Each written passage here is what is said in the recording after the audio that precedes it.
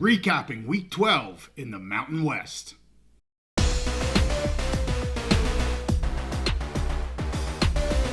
The Mountain West Championship game is only a few weeks away, so we're back on the Big Mountain to keep you updated. Hey, JY here with the Big Mountain. Only a few weeks until we have that Mountain West Championship game, and I want to do some reactions and some recaps of the Week 12 games. We got a little clarity on who may be in that championship game, but a lot of teams still vying for a spot in that game. Let's start with the Air Force versus UConn game. This was a noon Eastern kickoff, a first of four quadruple header there on CBS-SN.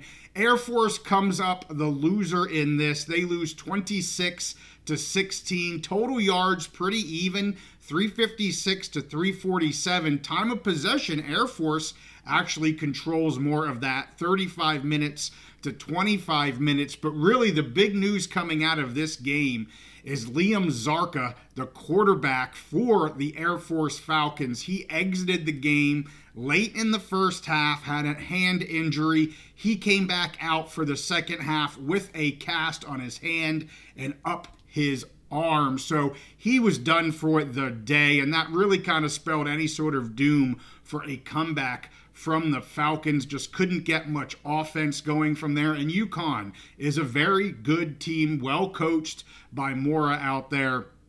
Owen Allen here for the Falcons. He carried the ball 22 times. Dylan Carson carried it 11 times, and Carson did have the 2 touchdowns for the Falcons. Hodges came in. He replaced Zarka. He did throw the ball a little bit, had some completions, but just, he's not that athlete that Zarka is. And again, as I said, they just couldn't mount a comeback. They looked good in the first half. I thought the O-line was doing a really nice job for the Falcons against UConn. I liked how things were kind of playing out there early in this game, but when Zarka got hurt, it just was the way it was. So they go down 26-16. Let's get to the Mountain West in conference games. UNM versus Colorado State. That was a game that you could watch on our channel. There's our second live stream of Mountain West football this year, and it was a very close game, closer than I think many people expected it to be. And after 3 quarters, this was a tie game, 10-10. There were 8 total turnovers in this game, 4 from each team, and Coach Eck going into halftime was not happy with his offense. Very, very happy with his defense, but was very disappointed in his offense. And really the offense didn't get going very much more in the second half, enough to win the game, but certainly not to where I think Coach Eck really wanted this to be. I mentioned those 8 turnovers. All 4 turnovers for the Lobos were fumbles. Colorado State, they threw 3 interceptions and also had a fumble. And I will say, as Coach Eck kind of mentioned, the Lobo defense was really strong yet again. You can just see them building week after week. This is a very good defensive squad led by Jackson Eck. He again is the leading tackler. He had 11 total tackles. He had 2 tackle for losses. Keyshawn James Newby, 6 tackles. He had a sack in this game. He's the sack leader for the Lobos. And Austin Brawley, he had 2 interceptions in this game. Coleman with the other one. The defense looked really, really good. And I know CSU's offense isn't great right now, but this defense was in almost complete control of the game. The Lobos touchdowns came from McKinney and Lane. Lane was a rushing touchdown, so both of them were on the ground. Keegan Johnson ended the game 5 receptions for 65 yards as the leading receiver. In terms of Colorado State, they actually benched Brousseau, who has been their quarterback for the past few weeks. They went with youngster Darius Curry. Curry finishes 26 of 34 for 248 yards and 2 passing touchdowns, but he did have those 3 interceptions. Again, he's a youngster. He's going to have some of those mistakes. But if you're able to take away a couple of those interceptions, some very nice numbers against a good Lobo defense. The touchdown receptions went to the tight end, Beers, and also Avant. Owen Long here was the leading tackler yet again for the Rams. 12 total tackles and a pass defended. So UNM keeps their Mountain West Championship hopes alive as they get a win versus Colorado State, the first time they have beat them in about 15, 16 years. So it's been a long time coming, and they get the win. Let's go to Nevada versus San Jose State. Unbelievable score, 55-10. The Wolfpack put a beating on the Spartans. Total yards in this game, 413 to 270, and San Jose State turns the ball over 5 times. Nevada does not turn the ball over at all. Walker Egan throws 3 interceptions, this coming after just a week ago that he threw 2. He was on a streak of not throwing picks, but my goodness, that bug has bit him heavy. 5 interceptions in 2 games now. And McDaniel came in later on. He also threw an interception, and Radcliffe had a lost fumble. So there's your 5 turnovers. Egan finishes 11 for 23 for 74 yards. Just incredible. An offense with the talent that they have. Scudero as the receiver. We're just not seeing it these past few weeks. I really wonder what's going on there with the Spartans. And they used Amisoni and McDaniel at quarterback here. Amisoni had the lone touchdown. Carter Jones for the Wolfpack. He comes back. Again, he's a youngster. Jeff Choate's going with him. But he went 16 of 19 for 195 and 2 touchdowns. Fantastic day for Carter Jones. The rushing touchdowns here came from Ramsier, Purdy, and Kelly. The receiving touchdowns from Ramsier and Purdy. That's right, Purdy, the former starting quarterback. He had 8 carries for 51 yards and 3 receptions for 18 yards. And I mentioned 2 of the touchdowns went to Purdy. So using him in different ways right now, even though he is not their starting quarterback anymore there in Nevada. So really a massive surprising score, 55-10. I was watching this game as I was watching the UNM game, and every time I looked over, I felt like San Jose State was turning the ball over. It was pretty incredible to watch what happened in that game. All right, let's get to UNLV versus Utah State. I said the winner of this game keeps their Mountain West Championship hopes alive. The loser will be out of the running. And not surprising, this game goes to overtime. I figured this would be a close game. I took the points with Utah State, thinking it would be close, and sure enough it is. But UNLV wins this game 29-26. Utah State had the lead 13-10 in this game, and their field goal kicker hadn't missed a field goal the entire season, and he misses 3 in this game. Just heartbreak for that kid, missing 3 different field goals in this game. In terms of offense, we had 850 total offensive yards between the two teams. Not surprising, high-powered offenses, 2 of the best quarterbacks here in the Mountain West. UNLV had the only turnover in this game. USU did not turn the ball over. And as I said, to me, the battle of the best 2 quarterbacks, all-around quarterbacks in the Mountain West, Bryson Barnes finishes 19 for 38, 256 yards, plus a touchdown. He also ran 22 times for 124 yards and another touchdown. Calandria and Anthony, I know I was using Alex before, I had a bit of a brain fart, but Anthony Calandria finishes 24 for 43, 276 yards, a touchdown in the air. He also threw 1 interception, but he also rushes 12 times for 29 yards and a touchdown. So both quarterbacks putting up touchdowns, both with their arm and with their legs. McGee here, who is kind of filling in for Jet Thomas. Jet Thomas did not play in this game. He's having a lingering hamstring issue, so they sat him out. McGee with the walk-off touchdown in overtime, a 25-yarder, and in second overtime, I should say. Just a walk-off, beautiful, got it out to the edge, and his speed carried him into the zone, into the end zone. So really fun game to watch. It was exactly what we hoped it would be. very, very close against two really good teams. Utah State's defense had 3 sacks, 6 total tackle for losses. UNLV's defense, 7 sacks and 8 tackle for losses.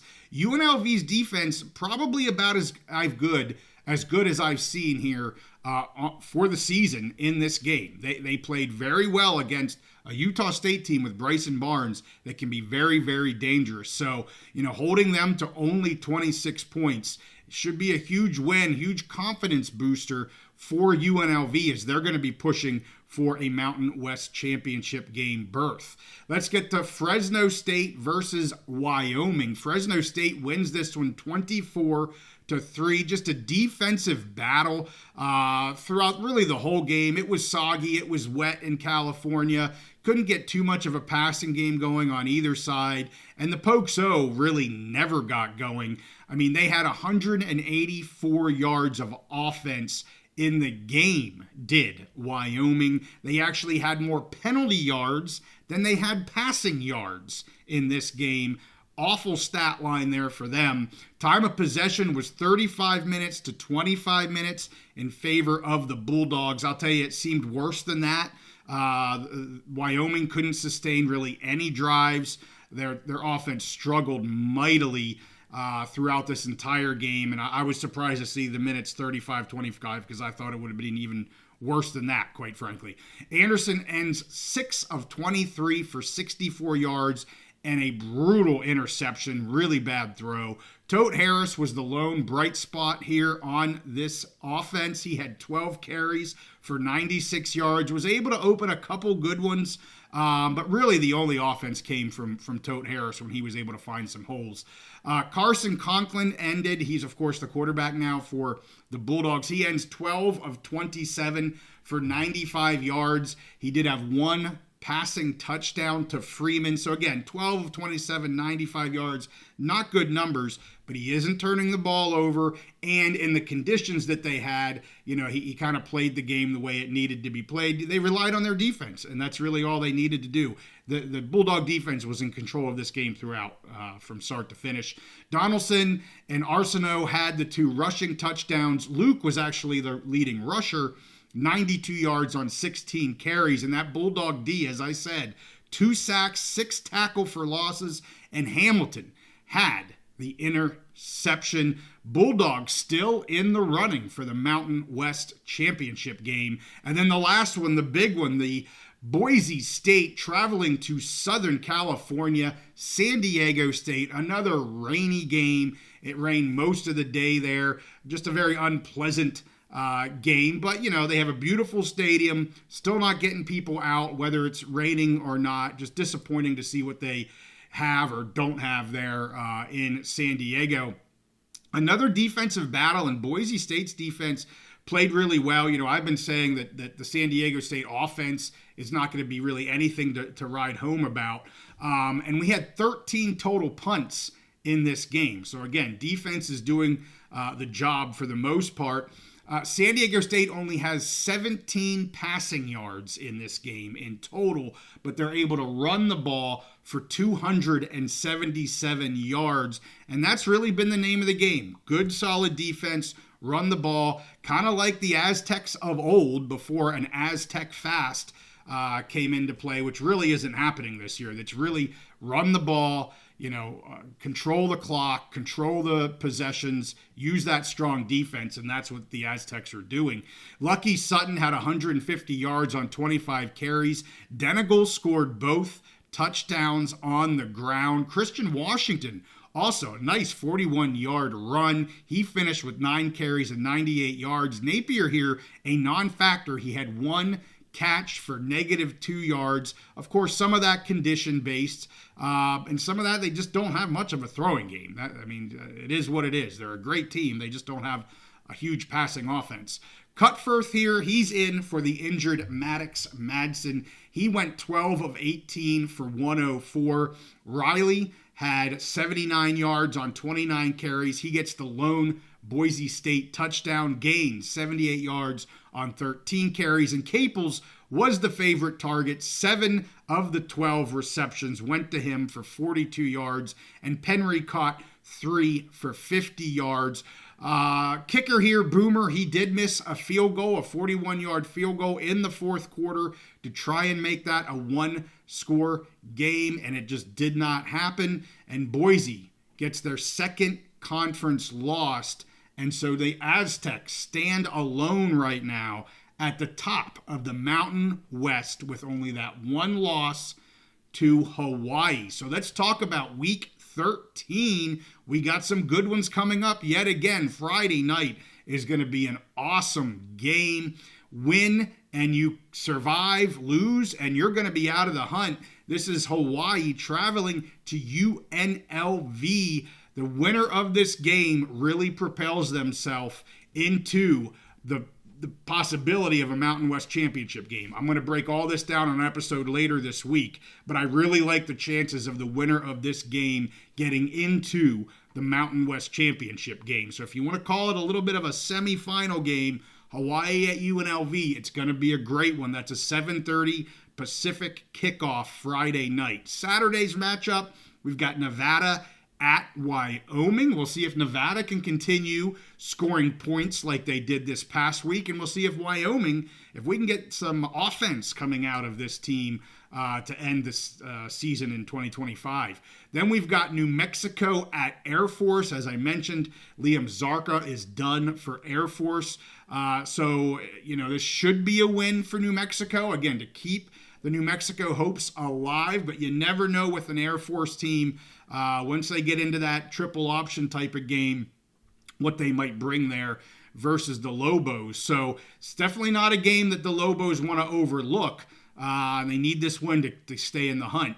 Then we've got Colorado State at Boise State.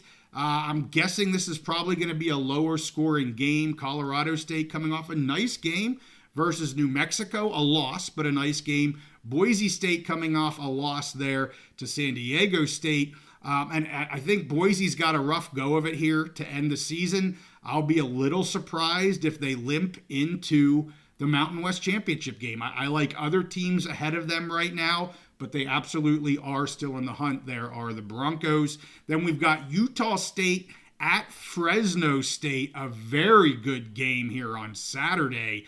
Utah State still a really solid team, and I think this could be trouble for Fresno. I'm not going to say Fresno loses this game, but this is going to be a very tough opponent for the Bulldogs. Again, the Bulldogs have to win this game to keep pace with a championship run, and not an easy task here at all. Then we've got San Jose State traveling to San Diego State. The Spartans, I just don't know what's going on with this offense right now. And San Diego State here looking like they should make the Mountain West Championship game. I just got to point out Utah State. I mean, they could really be kind of the team that kicks some of these other teams out. They play both Fresno State and Boise State. I like Utah State possibly winning both of those games. I think they're going to be close games. And that's why I'm for Fresno and Boise, a little more hesitant on them possibly getting into the Mountain West Championship game. But hey, that's why we play the games. And as I said, I'll do a deeper dive on that later this week. So hey, I thank you guys so much for watching this episode. As you know, we do everything Mountain West, and we're going to be streaming Mountain West basketball games this week. We've got one on Tuesday night. That's Troy versus San Diego State. We've got one on Thursday night, St. Joseph's versus UNLV. And we've got GCU on Friday night. So a trifecta of Mountain West men's basketball here on the Big Mountain. Would love to have you join us. The first two games, that Tuesday and Thursday game, are 7 o'clock Pacific time starts, tip-offs. And then the Friday game is a 7 Mountain time tip-off. So would love to have you join us. We're going to be streaming a lot of Mountain West men's basketball on our channel. And we'll probably do some pre-games and halftimes with those as well. So with that, hey, smash that like button on the way out. I thank you so much for watching. We'll see you next time on the Big Mountain.